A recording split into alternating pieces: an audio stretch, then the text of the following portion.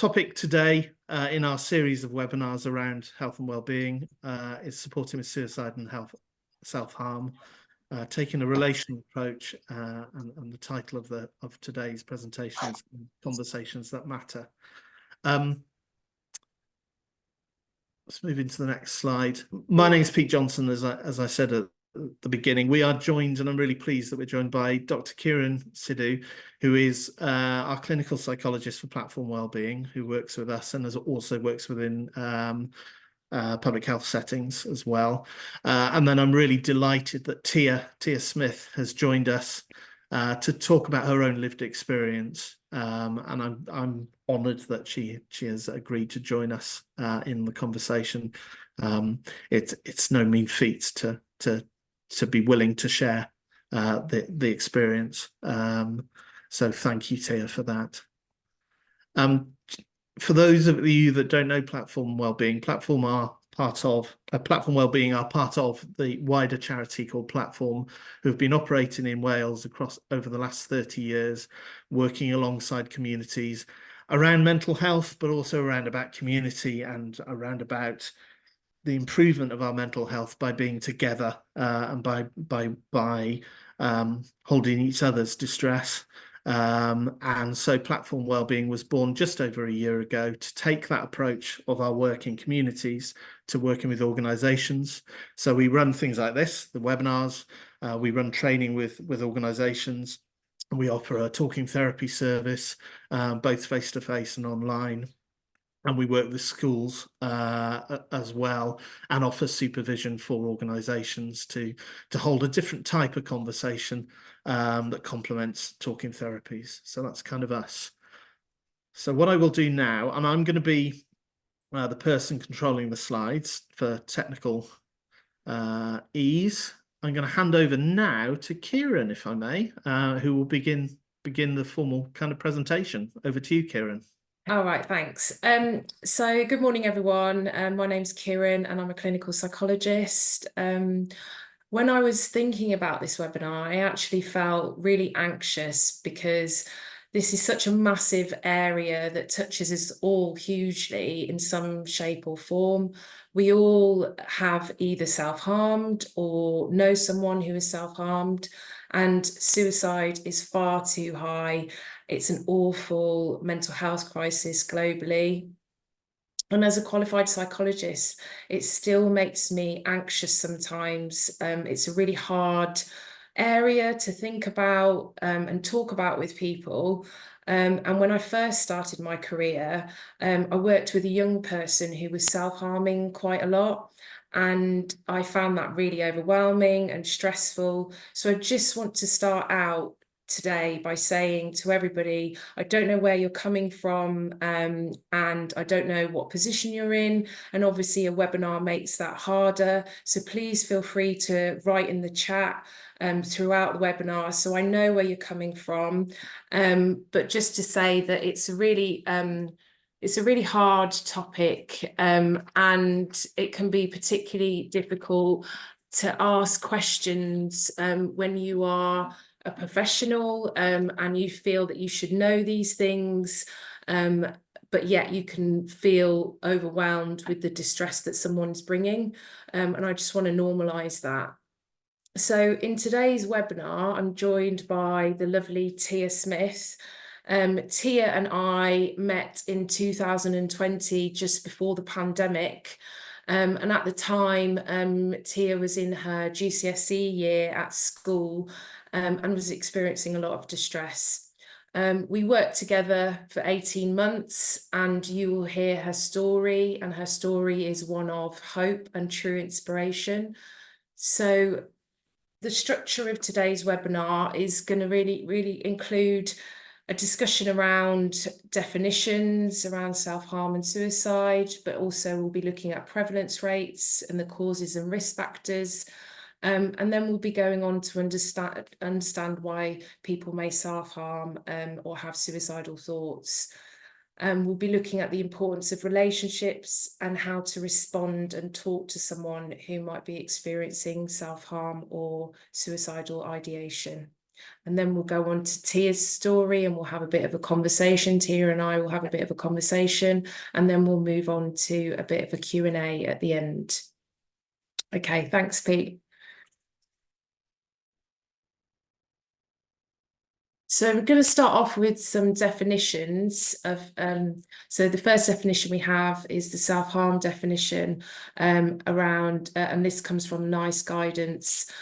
So self-harm refers to an intentional act of self-poisoning or self-injury, irrespective of the motivation or apparent purpose of the act, and is an expression of emotional distress. Self-harm can include suicide attempts, as well as acts where little or no suicide intent is involved. And then moving on to a definition around suicide. So suicide is death caused by injuring oneself with the intent to die. And a suicide attempt is when someone harms themselves with any intent to end their life, but do not die as a result of their actions. And I think the important point here is that in my practice, I come across people that I've worked with who have attempted to end their life, but haven't died as a result of their actions. And that can really, it can kind of, people have lots of mixture of emotions when that happens. So some people might feel relieved that they survived the attempt and that people around them are aware of how they're feeling. But some people might feel really disappointed that they survived the attempt. Other people may feel numb and a sense of emptiness. Some people that I've worked with described feeling a sense of shame or guilt, or they felt really regretful or scared and confused. But I think the key thing here is that if you are talking to someone who has survived a suicide attempt, that everyone is different, and it's really important to explore with them what it means to them. Okay, next slide, please. So these next few slides will look at the latest prevalence rates for Wales, England and Scotland. But it's really important to note that suicide rates are based on the date of registration of death, which happens after an inquest, and sometimes that can take more than over a year. So if we concentrate on Wales, so if you look at the Wales statistics, there were 339 suicides that were registered for 2022, and that's 8 less than 2021. And if we look at the differences between males and females, the male suicide rate is much higher at 75% compared to females 25%, and males aged 35 to 39 years were found to have the highest rate. For Wales, the female age-specific rates are not included for Wales, and this is because the age-specific rates are considered unreliable by the Office for National Statistics when they're based on fewer than 20 deaths in an age group. So those are some of the statistics for Wales. If we can move on then to the next slide that shows the statistics for England. So for England, the suicide rate, so there were 5,284 suicides were registered in 2022, and this is 65 more than in 2021. And again, we can see that the male suicide rate is much higher compared to females, so 74% compared to 26%. And males aged 50 to 54 were found to have the highest rate. And that's quite a similar age for females as well, same age range, 50 to 54. And the data here also showed some regional differences in suicide rates. So with the northeast of England having the highest suicide rate, and the lowest suicide rate was in London. Okay, so if we move on to the next slide, we can have a look at prevalence rates in Scotland. So in Scotland, there were 762 suicides that were registered in 2022, and that's 9 more deaths than in 2021. Again, males, there's a higher rate in males compared to females. and the age range for males there is 40 to 44, and females 45 to 49 years were found to have the highest rate. So if we look at the pattern across the statistics, we can see that overall males have the highest rate. And I think there's lots of reasons for this. And I think some of the reasons include stigma and the traditional kind of strong male stereotype that still exists in our society, and the idea that expressing emotion is a sign of weakness. And traditionally, men have been less likely to seek support for mental health issues. Another pattern or trend that we can see across these across the statistics is that there are some really regional differences. So people who live in more deprived areas are more likely to die by suicide than those living in least deprived areas. Okay, if we can move on to the next slide, please.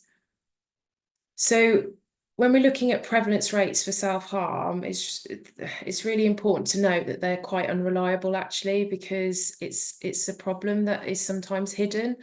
And actually self-harm can occur at any age, and it can present in any setting. So that could be educational settings or criminal settings. Any setting self-harm can present, really.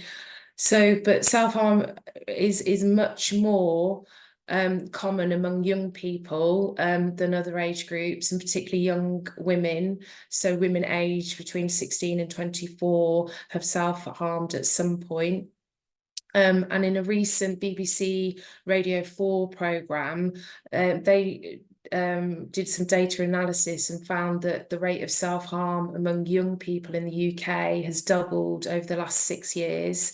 So the number of children aged 9 to 12 admitted to hospital having hurt themselves intentionally rose from 221 in 2013, 2014 to 508 in 2019, 2020.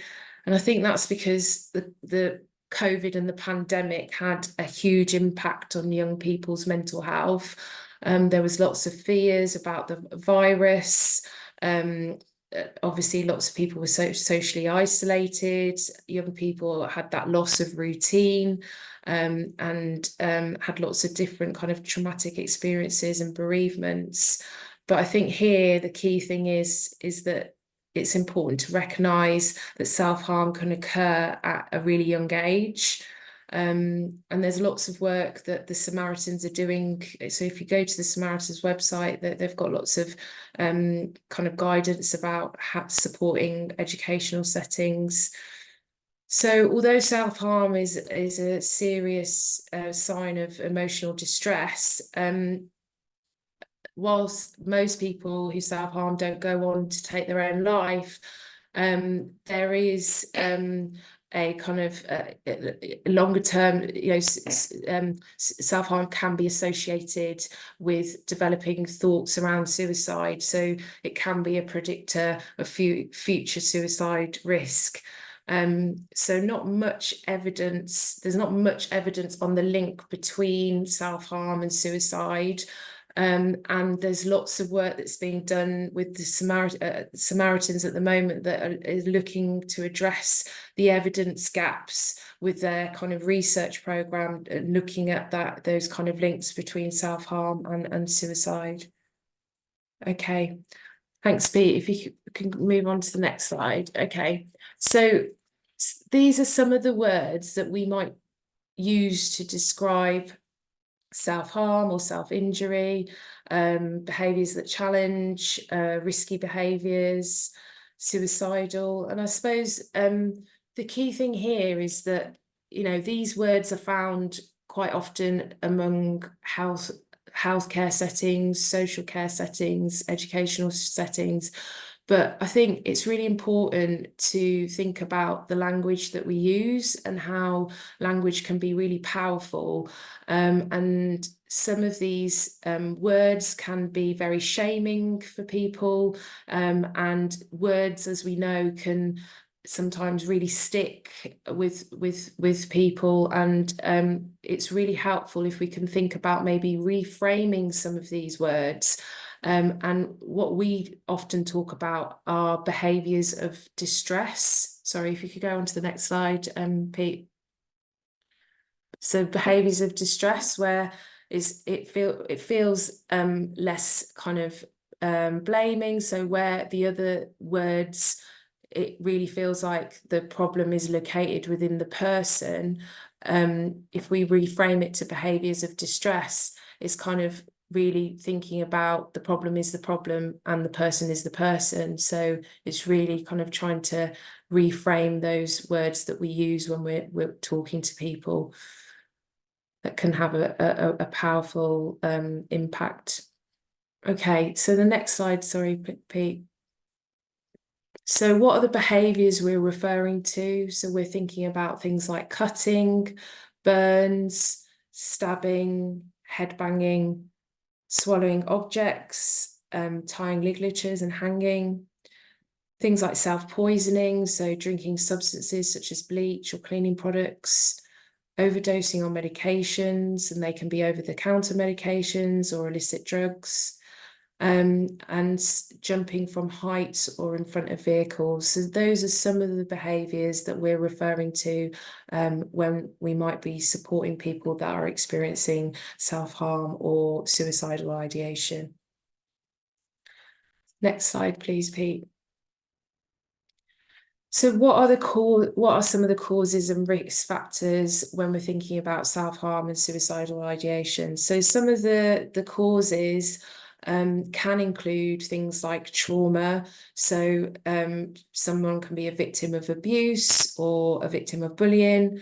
We can think about mental health difficulties. Someone might be experiencing low mood or anxiety or post-traumatic stress disorder. And some of the causes can be societal pressures. So when I say societal pressures, what I mean is the pressures around the cost of living crisis, employment issues, housing issues, financial pressures. It could be something like adjusting to a really big life change, for example, retirement or redundancy, or it could be things like physical health problems. So we've looked at some of the risk factors when we looked at the statistics earlier on. Some of the risk factors are around age. So what we saw from the pattern of the statistics that the young people a lot of young women in particular, the statistic shows that there's a lot of kind of self-harm within that population. And the other risk factors can include things like alcohol and substance use. And when we're looking at things like suicide, we've seen that there's a pattern around males of a certain age, 40 and above, where there seems to be a risk factor as well. I think it's really important to just comment on some of the common signs of self-harm and suicidal behaviours, and that is really around when you're talking to people, if people are feeling hopeless or worthless, that can be a real kind of warning sign. Next slide, please, Pete. So hopelessness can be a real big warning sign. And, you know, when we're thinking about hopelessness, it's that feeling that things will never improve and then there's no solution to the problem. And so we often, in practice, I hear people say, things will never get better, I'll never be happy again. And that kind of gives me a sign in terms of thinking about, you know, that they have no hopes for the future, and that maybe I need to think about a safety plan here, and think about how I can keep the person safe. So there's lots of evidence and literature around people who feel hopelessness and feel depressed, and it's untreated depression, and that can be the #1 cause of suicide. Okay, next slide, please.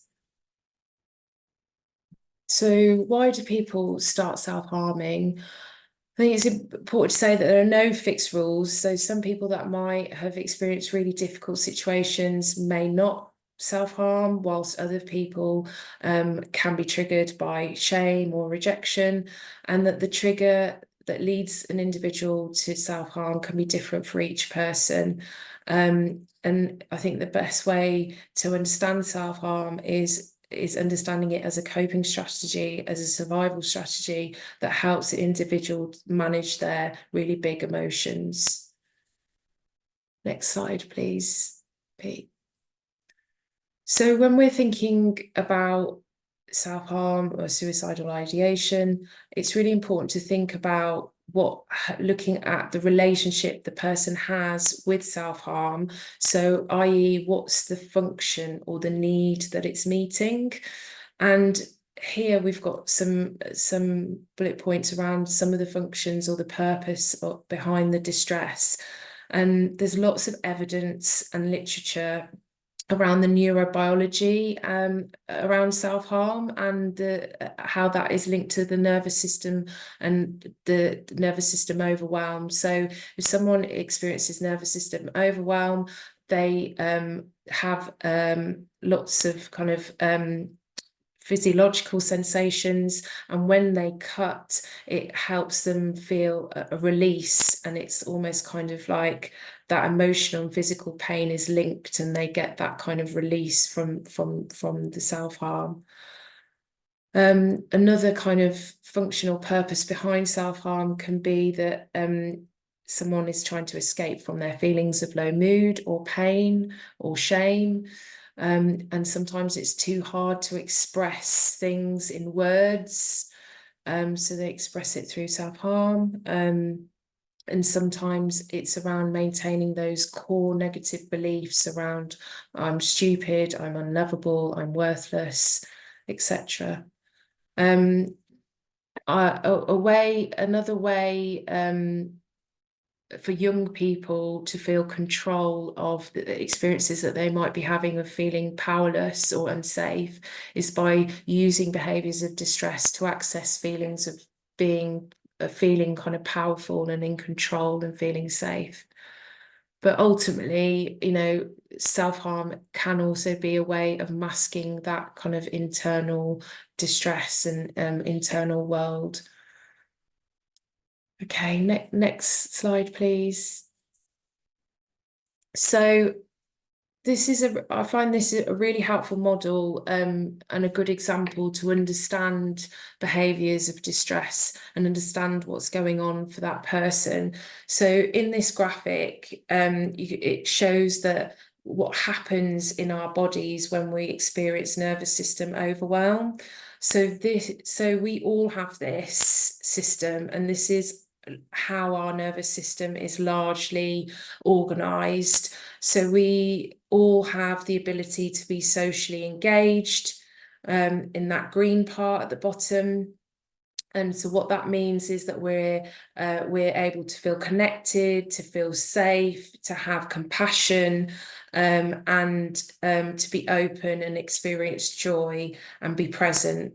Now, when there is a physical or psychological or social threat in our environments, what happens then is that our other system comes online, and one of the responses is the flight response, which is moving away from it. And you might feel panic, or you might feel fear or anxiety or worry.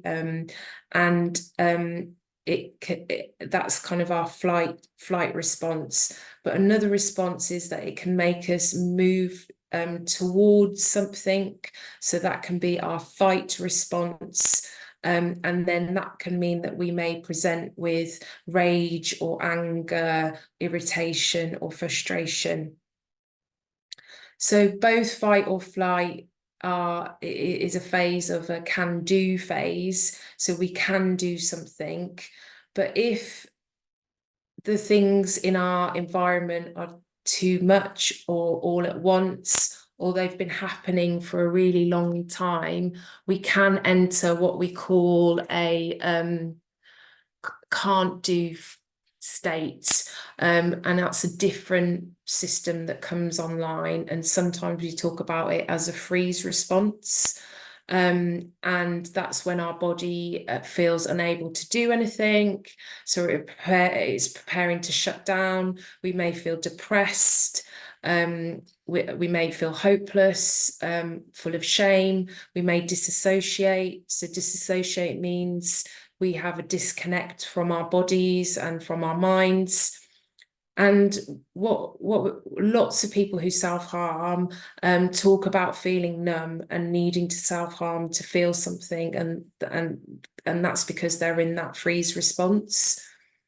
So I think the key thing here, and is important to note, is that we may move through all of these states in one day. So we may come up, or we may go back down, and that's completely normal. It's an evolutionary process, and it's good for us as humans. It's helped us survive. But when we're thinking about supporting people who may self-harm or are dysregulated, what we're trying to do is help co-regulate their feelings and be with them in their feelings and help them reach that kind of green area at the bottom. So it's really important then to really think about, where is this person's nervous system at? Okay, next slide, please, Pete.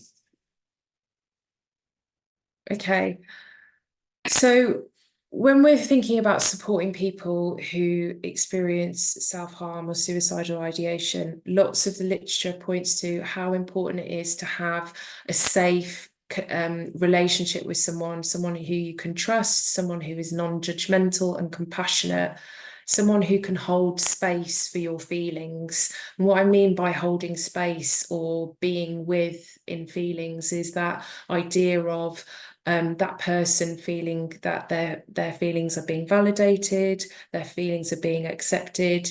You're not feeling overwhelmed by their feelings. You're able to regulate them. You're not mirroring that person's distress, but you're not necessarily fixing them either. You're just sitting with those feelings and helping that person understand what's going on for them at that time.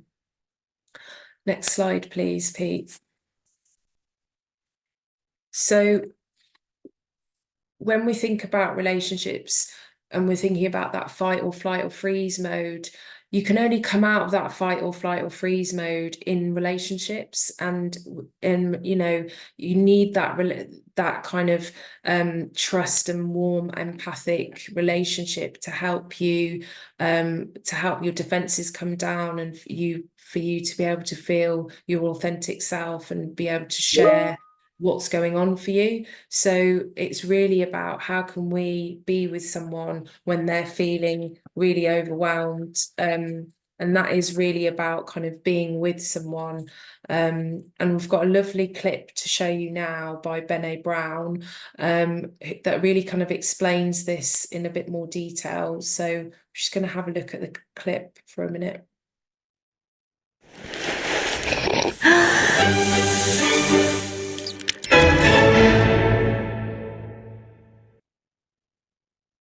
So what is empathy, and why is it very different than sympathy? Empathy fuels connection. Sympathy drives disconnection. Empathy, it's very interesting. Teresa Wiseman is a nursing scholar who studied professions, very diverse professions where empathy is relevant, and came up with 4 qualities of empathy. Perspective taking, the ability to take the perspective of another person or recognize their perspective as their truth. Staying out of judgment, not easy when you enjoy it as much as most of us do. Recognizing emotion in other people and then communicating that. Empathy is feeling with people. And to me, I always think of empathy as this kind of sacred space when someone's kind of in a deep hole and they shout out from the bottom and they say, "I'm stuck, it's dark, I'm overwhelmed." And then we look and we say, "Hey, you climb down. I know what it's like down here, and you're not alone." Sympathy is, "Ooh, it's bad, No, you want a sandwich?" Empathy is a choice, and it's a vulnerable choice, because in order to connect with you, I have to connect with something in myself that knows that feeling. Rarely, if ever, does an empathic response begin with "at least." And we do it all the time, because you know what? Someone just shared something with us that's incredibly painful, and we're trying to silver lining it. I don't think that's a verb, but I'm using it as one. We're trying to put the silver lining around it. So, I had a miscarriage. Oh, at least you know you can get pregnant. I think my marriage is falling apart. At least you have a marriage.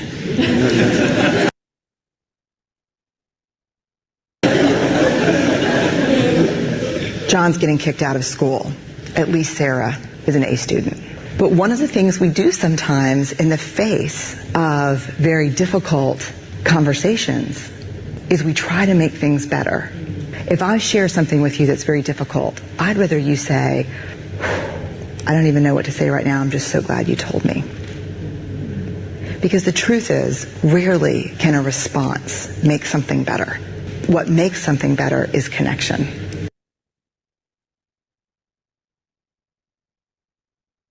Thanks, Pete. I really love that video, because I think it really can show you the power of relationships and being with someone when they're feeling really distressed. And like she says, it's not about a response, it's about that kind of feeling that that person gets from you, that you really understand how they're feeling, and that, you know, often when we work in especially working in mental health, you feel like compelled to fix things and want to make things better for that person, or problem solve, and actually that's not what they really need or want in that moment.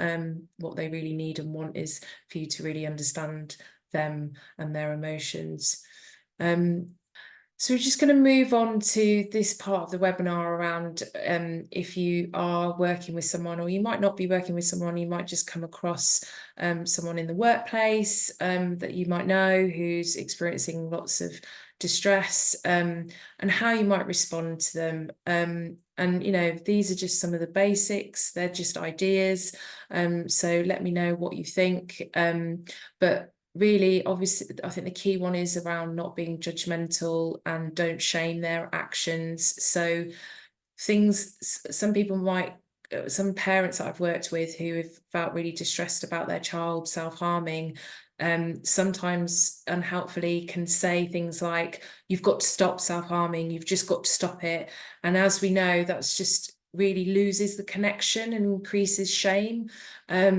You know, that person's fully aware of the consequences of self-harming and the negatives around that, but it's a survival strategy. And as we've said before, it's linked to the brain, and that kind of sense of emotional and physical pain being linked, and that relief and that release that is kind of given off. So it's more helpful to probably kind of just acknowledge the difficulties they're facing, being available to speak, and ensure that they're protecting themselves, and think about maybe some of the objects that they might be using to self-harm, and whether you can offer you know, some cleaning kind of cleaning aids or plasters or things like that. So yeah, I think that's some of the things to consider when you're thinking about speaking to someone who might be self-harming.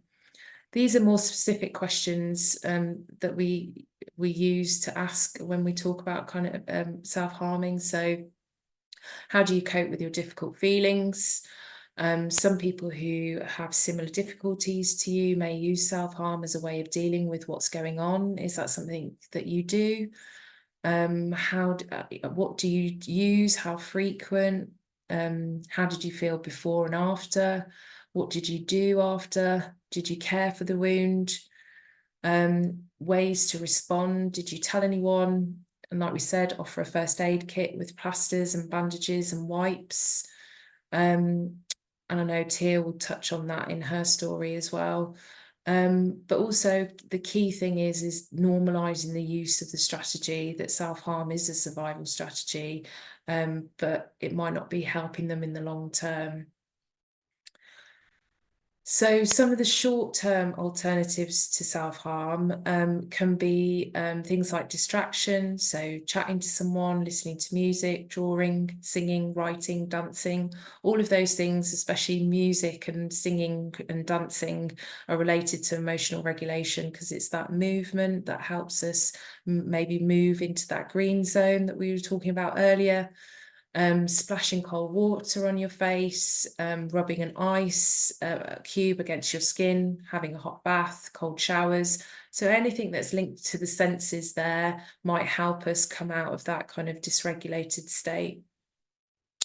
Some people that I've worked with, we've created a survival kit or a soothing box, and that can look different for for everyone really. So some people that I worked with had photos in that box, or a comforting object, or a playlist, a chocolate bar, cuddly toy. One person that I worked with had a £10 note attached to a takeaway menu. So there's lots of different ways that you can have different ideas about what might be helpful for that person. Physical exercise and movement, so running, skipping, walking, punching a pillow. Having a grounding object, so that's more linked to kind of thinking about the here and now, so focusing on an object and talking about the object, talking it out loud. So what can you see? How does it feel? What's the shape? What's the color like? And obviously some breathing exercises as well can help some people, but I know that a lot of young people that I've worked with have not always been very keen on breathing exercises. I'm just going to ask Tia to come in here right now, if that's okay, because I know that there was some really good alternatives that you used, Tia. Do you mind just mentioning some of those? Yeah, so I use something called the Butterfly Project, where I drew a butterfly on my wrist when I felt like self-harming. And I had to keep the butterfly alive. So if I cut, I killed the butterfly. But it was just all about just having that motivation to keep something alive, and it really helped me. Thanks, Tia.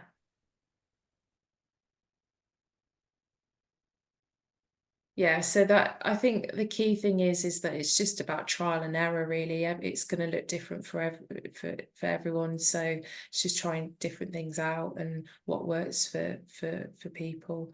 And it was great because I would come up with some alternatives when I was working with Tia, but then you found some other alternatives as well and shared those ideas with me, so that was absolutely great.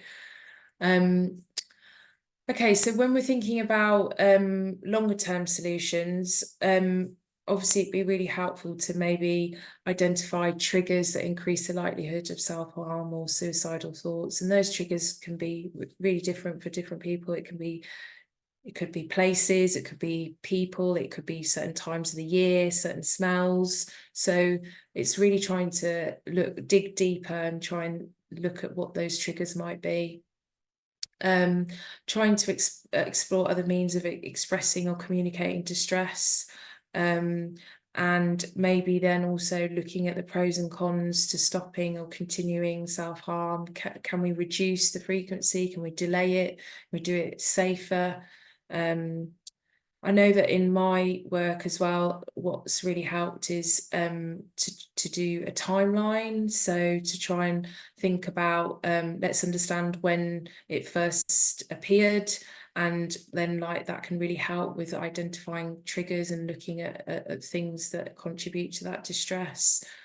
But ultimately, really, what we're saying here is that what we're trying to do is lean towards being more relational and honouring someone's strengths and accelerating them, and responding to what their needs are. So I think for me, it's really important to note, you know, I don't know what it's like to self-harm because I haven't experienced that. So we don't know what we haven't lived. So it's really important to be able to support people and create a dialogue around what's going well and what needs attention. There's some peer support apps there as well. So Tia, you suggested these. So there's Calm Harm app and I Am Sober app. I know that sounds strange, I Am Sober app, but I think that was used in the context of it's like a timer, isn't it, Tia, where you're able to kind of have a countdown in terms of how long you haven't self-harmed or how long you haven't had kind of like suicidal thoughts. And I think I'll let you touch on that when we're talking later. Okay, next slide, please. So these are just some other things to consider when we're talking to people. It's sometimes helpful to understand whether their self-harming or suicidal thoughts are fleeting or fixed. So what I mean by that is, are the thoughts coming in and out of your head, just daily or weekly, or are they fixed? Are they there all the time? So that kind of gives you an understanding of where that person's at in terms of their thoughts.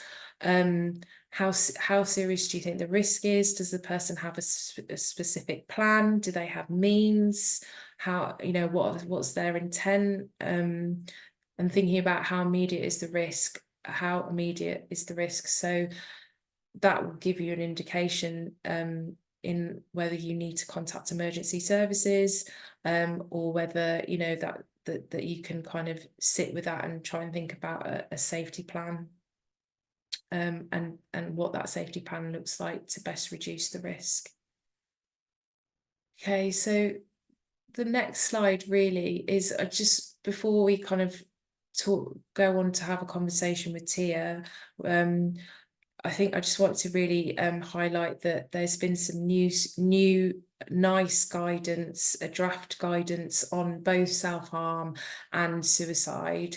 And what they really say clearly there is that self-harm and suicide is everybody's business, not just if you're a mental health professional. It's it can occur in any setting. So it's like really trying to get people who are in non-mental health professions to also think about these issues.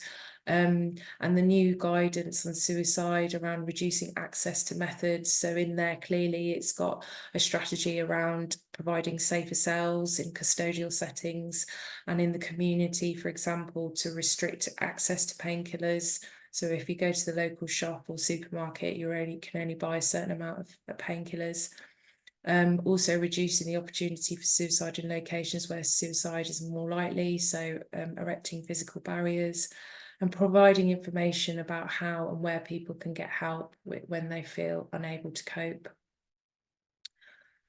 Okay, so that's the end of kind of like the presentation and the theory side of things, and I think now this is the more powerful part of the presentation, and I'm going to kind of hand over to Tia, who's going to be talking about her experiences of self-harm and suicide attempts, and how that's made her feel and how she's overcome some of those difficulties. And then towards the end, me and Tia will have a bit of a conversation around where she is now and her hopes for the future. Thank you, Kiran. So I first started self-harming when I was 11, and the first time I had suicidal thoughts was when I was 13. From the age of 6, I experienced a lot of trauma, and I also watched my mum suffer with a lot of trauma as well. This went on until I was 10. When I was 11, I found out that the person I thought was my dad wasn't my biological dad, and that my biological dad left me when I was a baby. It was all very confusing and overwhelming. My mum never really recovered or got help for her trauma, and she attempted to take her life when I was 12. And she went to a mental health hospital to get treatment. When she came out, she wasn't the same person. She started drinking heavily, which caused her to become more depressed to the point she wouldn't get out of bed. This left me to sometimes look after my 8-year-old little sister. I felt like I was growing up too fast. In between all this, I was self-harming because it distracted me from the emotional pain I was feeling, and instead I could focus on the physical. I also felt like I deserved the pain. Me and my mum would argue every day because she was drunk. I felt like I was trapped in my own home. I went to a new school when I was 13 because of bullying in my previous school. This school became my safe place, and my head of year was someone who I finally thought understood me. I was suffering from panic attacks every day in school because of my situation at home, and my head of year was there for me every step of the way. I finally told her about my self-harm, and she told me that she was going to get me help. She got other professionals involved in my life. I also had another professional in my life at the time who was there to help me understand my mum's drinking, and she would take me out for coffees and walks to get me out of the house. I finally felt like people cared about me. My family found out that I was self-harming and having suicidal thoughts, and they said that I was an attention seeker, and my mum would still not admit that she was an alcoholic. When I was 14, my mum kicked me out of the house, and I was back and forth family homes. I felt like I didn't have anywhere safe to stay. This lasted until I was 16. During this time, the three main professionals I had in my life were doing everything they could to support me. One of those professionals is Kiran. During COVID, all schools shut, and I felt like I lost my safe place. My head of year and Kiran and the other professional would ring me every week, and this made me feel like I wasn't alone. Some professionals were working on trying to get me out of the situation because I was now 16, I could decide what I wanted. And I made the tough decision to let them make a referral for me to go into supported living.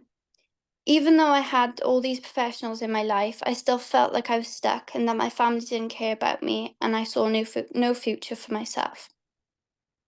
On the 15th of May 2020 is when I first attempted to take my life by overdose. I was in hospital for 3 days. One nurse sat with me while I told her that I didn't know if I was happy or not to be alive. I felt really guilty for doing it, but I also didn't see another way out. I was on a drip for 2 days, and I had to drink charcoal to get rid of all the poison in my stomach. I couldn't walk because my body was in shock because of the tablets. I don't think people realize how traumatic a failed attempt can be. I still think about it till this day. I had a phone call off cams before I was discharged. I had already had 4 assessments with them before I had tried to take my own life, and I had expressed to them multiple times that I was having suicidal thoughts, but they never took me seriously. After this, I went back home to my mum's because I didn't feel safe going back to my grandparents, but I also didn't want to be back with my mum. 2 weeks later, my mum was really drunk again and said some horrible things to me as always, so I ran out of the house with no shoes on to try and get my mind off everything.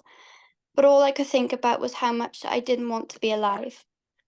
I found my way to a bridge and climbed over the edge. I could hear people calling my name, but I just wanted to jump. I kept looking down and I felt like a coward. Next thing I knew, there was a police officer sat next to me on the other side. He was talking to me about his daughter that was the same age as me and that he would hate to see her where I was. He sat there for what felt like hours while I told him what had happened and what my situation was. What finally took me over was him telling me that I needed to stay alive for my sister and that there are people that care about me even if it's not my family. I got taken back to the police station and I told them I didn't know where I wanted to go, but it wasn't home. They tried to find me an emergency foster placement, but it was early in the morning. I ended up going back to my friend's house. Her parents took me in. I'll never forget running into her arms barefoot out of that police car. She is still a very important person in my life today. I stayed there for 2 weeks till the day come and I found out that I had gotten a flat in supported living. I was very happy about this, but it was also very daunting. I was happy because it meant I was going to have my own safe place to call home, but I was also very upset because I wouldn't be around my family. My friend and her mum and dad helped me move in and I settled in quickly. It was staffed 24/7 and the staff were very welcoming. I still didn't have a very good relationship with my mum, but other than that, everything was going well and I felt fine. But because I was alone with my thoughts, and I wasn't just thinking about the situation I was in with my mum, I started to process everything I had gone through in my life, and my mental health just started going downhill again. School wasn't the same because of COVID, and it was very stressful, and my body and my mind was full of so much anxiety. I couldn't stop thinking about my childhood. I talked to Kiran about my childhood from start to finish for the first time, and it finally made me think about how much I actually went through. I struggled every day, and it was getting harder to get out of bed in the morning. I was self-harming nearly every day. The suicidal thoughts came back, and I was struggling with flashbacks about my childhood. I was starving myself as another form of self-harm, and I wasn't eating for days at a time. Most professionals I had bonded with and trusted, including my head of year, started to leave my life, which I understood, but it was really hard because of the attachments I had formed. Through the rest of 2020 into 2021, I was in and out of hospital from suicide attempts and self-harm. This was when CAMS decided to take me seriously after 8 different assessments with them since I was 14, and I was put on antidepressants. I didn't want any help off them because I felt like they had failed me multiple times. Staff were doing everything they could to help me. I had multiple risk assessments put in place.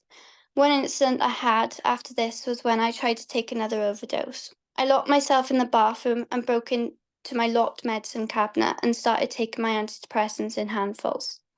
Staff came in as they were checking on me every 15 minutes, and they managed to get me out of the bathroom where they held me tightly until the ambulance arrived. I started hearing voices in my head telling me to kill myself and that no one cared about me and that I should just get on with it. I had incidents like this for months, but staff and other professionals still didn't give up on me, and they kept by my side and kept reminding me of everything I had to live for. And after everything, they were never judgmental. This made me not want to give up on myself, and I finally started listening to everyone and got some strength back. Because I was also fed up with being in the same cycle all the time. I complied with CAMS and the staff, who became more like my family, and I got the help I needed. I had an occupational therapist with CAMS who I learned to trust. It was one of the hardest things I had to do, but it was all worth it for where I am today. With the help of all the professionals in my life, I left CAMS when I was 18 and got moved to adult services, and I was discharged in November 2022. I am now 3 years clean of self-harm. I have my own flat with my fiance.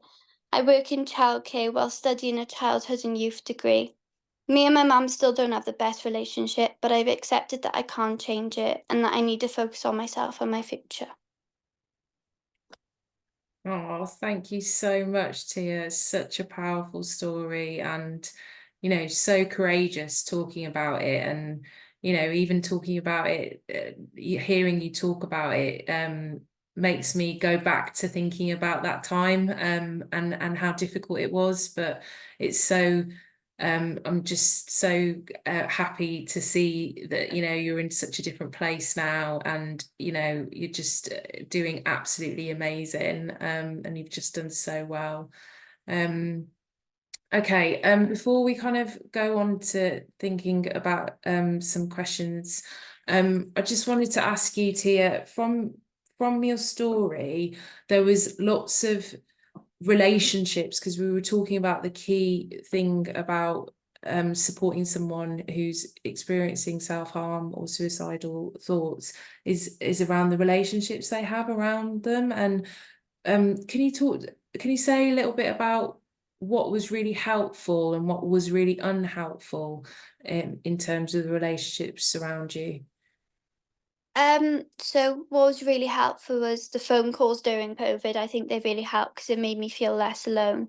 And just having a team of people around me as well, it really helped me. But there was a lot of negatives, like CAMS, obviously they took a while to actually start helping me. And they'd sometimes blame my depression on and suicidal thoughts on hormones, which really annoyed me.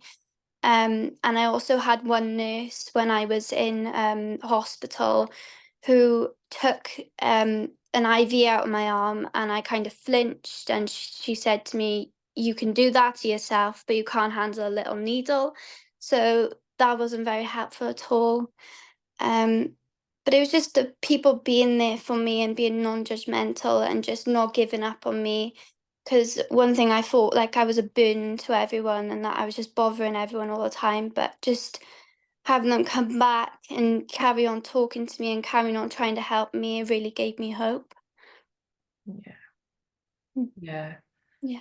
I think that's so important, isn't it? It's just that kind of having someone that you can turn to and connect with and really understand you and really gets you is so important. So in terms of the here and now, Tia, obviously you've been 3 years where you haven't self-harmed, which is absolutely amazing. Can you tell us a little bit about how you've coped over those 3 years, if you have kind of experienced those urges or thoughts? It's been really hard. And again, I've had a lot of people around me now that care about me. Like my fiance, he's been really supportive and he's made me think that I've got a future for myself as well, you know, like having kids, getting married, and also like starting this degree is giving me like a career that I want to think about. And working with children myself as well has been really rewarding and like, you know, I'm giving back. But I've just been using the same techniques that helped me, you know, when I was experiencing self-harming, like the butterfly. Um, I'm also old enough to get tattoos now, which has really helped. So yeah, those are the main things. Thanks, Tia. Thank you. I suppose that the last question that I had was that, you know, you're now in like a workplace scenario, aren't you? You've got a job and you go to work. And I just wondered for people out there who are managers or you know, kind of service managers in certain teams or services, if someone was experiencing self-harming kind of thoughts or suicidal ideation in the workplace, what recommendations do you think would be helpful for the workplace environment? So I think having a first aid box at hand is always handy. Because if they're not comfortable sharing that they've done something, they've always got that at hand to, you know, be able to look after themselves. But also, you know, you get occupational health meetings, but it would be really good to have like well-being meetings and just checking up on your colleagues all the time and your employees, like regular phone calls, maybe if you know that they're struggling. Um, but yeah, I think the meetings is a big one, you know, just to see, like, get their opinion, bring them in, see if what support they do need, and don't just leave it and, you know, remain unjudgmental as well. Thanks, Tia. Thank you. That's really helpful. Thanks. Okay, so I'm going to hand over to Pete now. If anybody's got any questions, what I would say, Tia, thank you so much for that. The chat box thing has a flood of admiration for you. Some people with similar experiences as well. And it is, well, I don't know what the word is, amazing to see where you are from where you've been. As you can see, creates an emotional response. But I appreciate you giving us your time. It's from my own experience, it's not an easy thing to do. So really appreciate it. If anybody has any questions, pop them in now. And while we're doing that, I'm just going to share. He says, I'm going to try and share. So we've got the any questions bit. What I would like, with loads of black boxes all over the window, I expect. What I would say, just as we wrap up today, is we have, as part of Platform Wellbeing, we have a counselling service based in Cardiff and Swansea that can operate online. So if you do feel that you need to reach out to people, we have those conversations. We can hold those conversations, and the details are on the screen there, and they'll be emailed out as well. just to highlight, to go back to real kind of everyday stuff for Platform Wellbeing, as well as these webinars, which are bringing quite a number of people. We're also hosting a new Lunch and Learn series of events where we're talking about difficult conversations in the workplace, led by our head of training and development, Dr. Sian Edwards. They're going to be restricted to 25 people, I think, so that people can have decent conversations and we can host a bit of a reflective space. Whilst they are going to be free to access, we are asking people for a small donation for that, because they do cost to put that kind of thing on. So they're available through the website as well. And then just to give you a picture of the lovely Mary. Mary's our business development manager. If you work for an organisation and want to engage with Platform Wellbeing in terms of consultancy, in terms of training, counselling offer, partnership, we're really interested in creative ideas in creating that relational approach to our mental health. So it's not just around mental health, it's about leadership as well. Then please do get in touch with Mary. I'm just going to check in the chat box to see if there's any questions. I don't think there are. Apologies, it's overrun. Not by much, mainly due to the techie issues. Thank you so much. What I will end on is we're heading into a bank holiday weekend. I found that quite emotional, very emotional in parts. I'm going to go out, I'm going to get myself a cup of coffee and take a bit of time back. Please look after yourselves and enjoy the bank holiday weekend. And thank you so much for being part of today's webinar. Thank you.